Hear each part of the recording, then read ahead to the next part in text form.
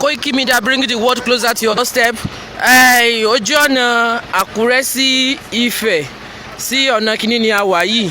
Tẹ́ bá wo gbogbo nǹkan tó ń ṣẹlẹ̀ ńbẹ̀ ńsìn, àwọn olè ẹ̀ṣẹ̀ wá rọ́ọ̀bù tán bí ńsìn ni. Àwọn Fulani sì ni gbogbo wọn. Wọ́n ti lé àwọn èèyàn wọgbó. Mọ́tò tẹ́ ń wò yìí, wọ́n ti gbé dírẹ́fà ẹ̀ lọ. Ṣé gbó wà ńlẹ̀? Àwọn mọ́tò yìí náà sì ni wọ́n ti gbé dírẹ́fà wọn náà lọ. So ẹ bá ń wò ó, ẹ̀yin tẹ́ ń wò wá láti ilé. Àwọn tó sì ń sọ̀rọ̀ wọn ní Fulani ni wọ́n. Ẹ jẹ́ ń bá ẹnìkan sọ̀rọ̀ ńbẹ̀. Bàbá ṣé ẹ mọ̀ báwọn kíní ẹ̀ ṣe rí? Ṣé ẹ mọ̀ bọ́n ṣe rí? Mo ní wọ́n wọ cap red. Ẹni Haúsá ni wọ́n. Wọ́n wá wọ black shirt. Ẹlẹ́ Haúsá ni wọ́n. Fulani ni wọ́n. Ìkọ́ wà ń bí mo fẹ́ sáfẹ́nu ẹ̀. Ẹ̀ṣẹ̀ gba wọn nìkan wà ń bí. Sáfẹ́nu ẹ̀. Tó bí mo ṣe rí báyìí, bó ṣe sọ pé Jonah oya lie down, oya move like this. Lèmi ṣe gbà náà ọ̀hún yẹn lọ. Ọ̀nà òkè ni mo gbà lọ. Ìkejì mi ní ti báyìí ni mo bí tó ibù tó sá lọ. So ẹ̀yin tẹ́ ń wò ó ṣe ti pé àwọn security agents ni wọ́n dúró sọ̀kan yẹn. Wọ́n rí wọn mú. Àwọn Fulani yẹn wọ́n ti kó bí dírẹ́fà mọ́tò yìí wọ́n ti kó àwọn méjèèjì lọ́sìn. Wọ́n ní bí àwọn bí èèyàn bíi 6 sí 7 ni wọ́n kó wọgbó ńsìn tí wọ́n sì sá lọ. So àwọn security agents lẹ́rí tí wọ́n dúró lọ́kàn yẹn tí wọ́n náà ń retí pé bẹ́ẹ̀ àwọn máa rí wọn. Wọ́n rí wọn mú o. Ìyẹn tá à ń sọ ta ní ká gba wálẹ̀ lọ́wọ́ àwọn Fulani, àwọn amúnisìn, àwọn olórí ibú Fulani. A ní ẹ jẹ́ ká gbara wálẹ̀ lọ́wọ́ wọn. Ẹ̀yin èèyàn ẹ sọ pé rárá tábà gbara wálẹ̀ a máa lè secure orílẹ̀ wa náà. Ṣẹ́rí ó ní mọ́tò chọ́ọ̀chì ni ṣẹ́tìrì wọ́n ń bọ̀ láti pátì ni. Ẹ bá rí ẹ máa rí gbọ́n ń bọ̀ láti pátì ni wọ́n drop cross wọn lójú ọ̀nà ni. Mọ́tò tó wà níwájú yẹn wọ́n ti gbé ẹni tó wà ní wọ́n ti jí dẹ́rẹ́bà gbé lọ, wọ́n ti gbé dẹ́rẹ́bà lọ síbi tí dẹ́rẹ́bà wà. Ṣé gbogbo yín ń wò báyẹn? Wọ́n níbi ẹnìkan sápá wọn. Ṣẹ́yìn èèyàn ń wò lọ́wọ́lọ́wọ́ báyìí lójú ọ̀nà express yẹn ni wọ́n lè farada kí kíní. So òun lẹ̀ ń wò yẹn.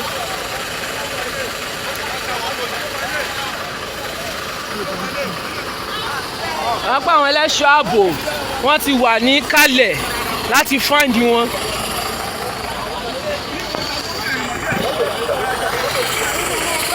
Ẹ̀yin wò ṣe ti pé wọ́n ń bọ̀ láti pátì ni ṣe ti rí.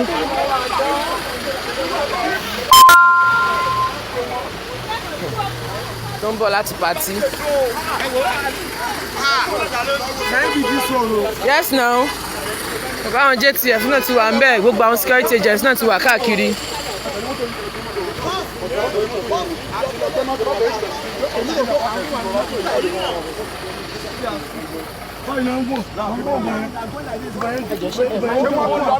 That's why I need to act because of my job. So ẹ̀yin ẹ máa wo kidnapping ṣẹ́gbọ́n ṣẹlẹ̀ lọ́wọ́lọ́wọ́ live and direct. Ẹgbẹ́ bó ṣe ṣẹlẹ̀ ni mọ́tò ibà wọn ti gbé dírẹ́fà ẹ̀ lọ gbé báwọn. Ṣẹ́tìrì wọ́n ti gbé ẹni tó ní kíní place number mọ́tò yẹn lélẹ̀ ṣẹ́tìrì. Ṣé àbábọ̀ ṣiṣẹ́ pẹ̀lú àbíkú yìí? Place number mọ́tò yẹn lélẹ̀ Ibi ilẹ̀ bá ti wá já wa. ṣẹ́tìrì. Irú bí ilẹ̀ bá ti já wa.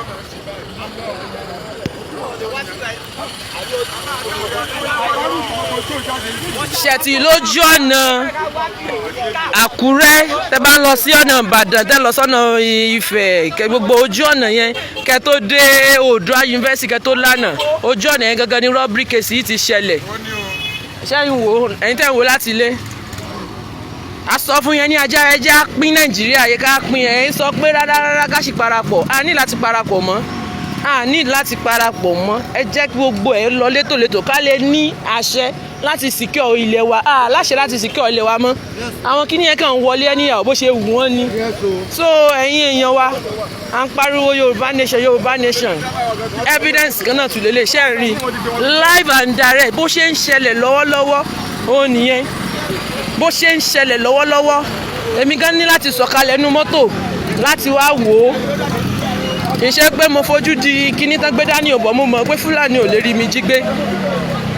Ṣẹ́tìrì ibẹ̀ náà ń wò lọ yìí.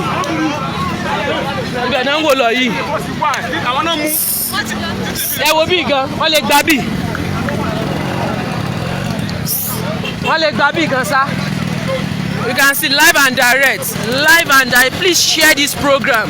Tí àwọn ọ̀gá wa bá wà ń bẹ jẹ́ kí wọ́n bá wa tag ẹ̀. kán bá wa kọ nǹkan tó ń ṣẹlẹ̀ sí kíní ẹ̀mí ìráyè kọ́ mo kàn sáré go live fún sí nítorí fóònù mi ti kú mo kàn sáré power bank kan charge ẹ̀ ní so ẹ máa wò ó ní kíá tí olóyè Sunday Igboho kọjá lójú ọ̀nà yìí làwọn Fúlàní yẹn bẹ̀rẹ̀ tán máa ṣọṣẹ́ wọn ṣe dá olóyè Sunday Igboho dúró kí wọ́n double cross wọn wọ́n mọ̀ pé ọkọ̀ Fúlàní eégún ọkọ̀ Fúlàní ní olóyè Sunday Igboho olóyè Sunday Igboho yẹn ṣe kọjá ń bì wọ́n ṣe tara wọn ṣe dúró tì ó ṣe wá jẹ́ àwọn mẹ̀kúnnù ẹ̀yin mẹ̀kúnnù ẹ̀yin náà gbára yín lẹ̀ o wọn kò sẹ́ni tó máa kọ yín mọ́ kò sẹ́ni tó máa kọ yín mọ́ ẹ sọ fún olóyè Sunday Igboho pé nǹkan tó ń ṣẹlẹ̀ lọ́wọ́lọ́wọ́ ń bì nìyẹn ẹ máa wò ó kẹsì máa sọ Omíyalé ọ̀gá Ọláyẹmí Kóìkì gbogbo yín ẹ máa sọ fún wọn pé nǹkan tó ń ṣẹlẹ̀ lọ́wọ́lọ́wọ́ nìyẹn ẹ jẹ́ kán máa mọ̀ pé nǹkan tó ń ṣẹlẹ̀ nìyẹn so Koiki Media bringing the world closer to your doorstep life ló lọ so àwọn elétò ààbò náà sì wà ń bí à ń sọ pé ẹ jẹ́ ká gbára wálẹ̀ lọ́wọ́ àwọn olórí Fúlàní àwọn olórí ibú yìí ẹ jẹ́ agbára wálẹ̀ ẹ jẹ́ agbára wálẹ̀ ẹ jẹ́ agbára wálẹ̀ àsìkò ti tó ó nìyẹn. nínú ibi tí mo wọ̀ ní ibi tí mo wọ̀ àwọn ọ̀gbẹ́ mọ́tò wá sílùú àwọn ọ̀gbẹ́ mọ́tò wá black ọ̀wọ́ ni wọ́n wọ̀. live and direct kí lẹ sọ. bí Fúlàní èdè Fúlàní wọ́n sọ lẹ́nu. sẹ́yìn náà ń gbọ́ báyẹn èdè Fúlàní nítorí náà ń gbọ́ wọn tó ń sọ lórí ilẹ̀ Yorùbá ṣe ti gbọ́ lórí ilẹ̀ Yorùbá náà ti sọ bàbá. tó bá jẹ́ rọ́bì ni wọ́n á gbé mọ́tò wá this dey be Samuel tí mo jẹ́ coordinator OIC Ọ̀ṣun state àwọn Fúlàní ni bá a dúpẹ́ lọ́dọ̀ Ọlọ́run fún àwọn èèyàn wá bàbá mo ní mo sọ pé káwọn èèyàn jẹ́ ká sọ ọ́ pọ̀ ká gba ilẹ̀ Yorùbá wálẹ̀ yìí wọn gbogbo wọn sọ so ni wọn ṣe mo sọ pé wọn ṣe dá odidi olóyè Sunday Igboho lọ́nà ìgbà tó kọjá ó ṣe jẹ́ mẹ̀kúnnù ẹ sọ̀rọ̀ fáwọn mẹ̀kúnnù kí lẹ́ni láti sọ fáwọn mẹ̀kúnnù. sọ fún mẹ̀kúnnù ni wípé kí gbogbo wa ká dìde ká jà fún ilẹ̀ Yorùbá ọmọdé àti àgbà ká jà ká má dúró sínú yàrá mọ́ ká má dẹ̀ sọ̀rọ̀ orí Facebook àbí orí platform mọ́ ká jáde ká mobilize ara wa gbogbo irú gbọ́ ìbá ká wá ṣàṣẹ ẹ jẹ́ sáré tèkì bàbá tó ń sunkún lẹ́lẹ̀. so bó ṣe rí nìyẹn. ẹ̀yin náà wò ó ṣe rí pé bàbá yìí ń sunkún lẹ̀ ìkejì wọn ni wọ́n gbé lọ wọ́n láti máa pòórá mọ́lẹ̀ ìdíwùsì ìkejì wọn ni wọ́n gbé lọ ṣe ti rí aláyé ní sùúrù kẹ́ lè rí live and direct bó ṣe ṣẹlẹ̀ ní ṣe ti rí live and direct ẹ sì rí pé wọ́n wọ̀ ṣọ́ ogun kankan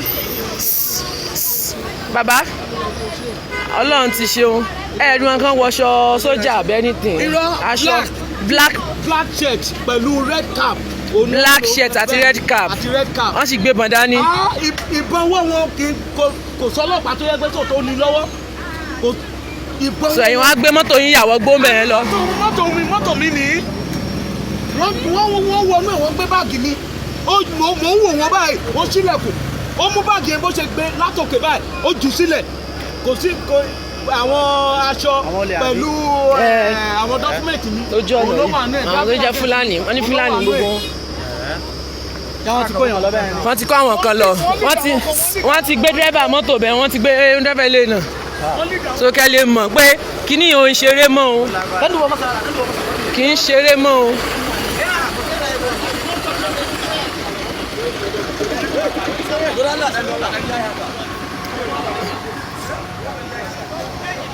ẹ máa rí pé kíní ò kì í ṣe ṣeré mọ́ o. ṣé gbé àwọn èèyàn ṣe ń pariwo Olúwa ṣe o everything ẹ jẹ́ agbára wálẹ̀ o ẹ jẹ́ agbára wálẹ̀ o ẹ jẹ́ agbára wálẹ̀ kò ṣe dúró wò mọ́ ẹ̀yin èèyàn. tírélà kọlù ẹ. kò ṣe dúró wò mọ́ o live and direct bó ṣe ń ṣẹlẹ̀ lọ́wọ́lọ́wọ́ wọn náà ń gbé fún yín o.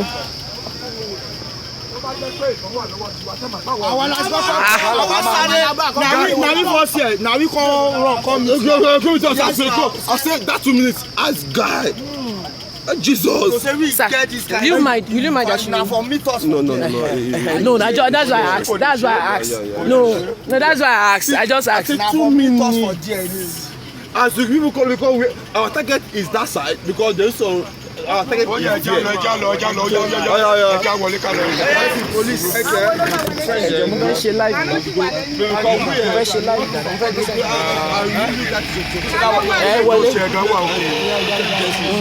Abá ti kúrò mi táwọn ọlọ́pàá yẹn wà.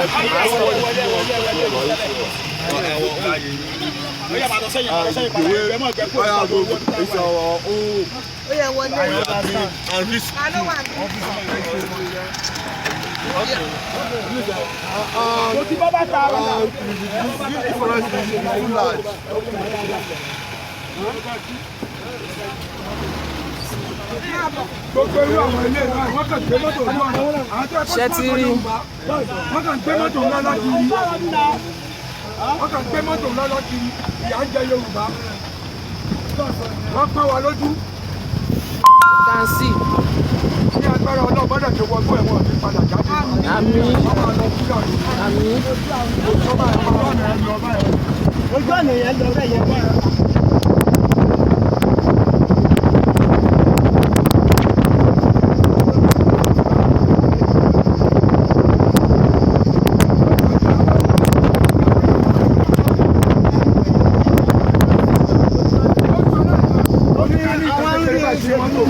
Màá ṣe.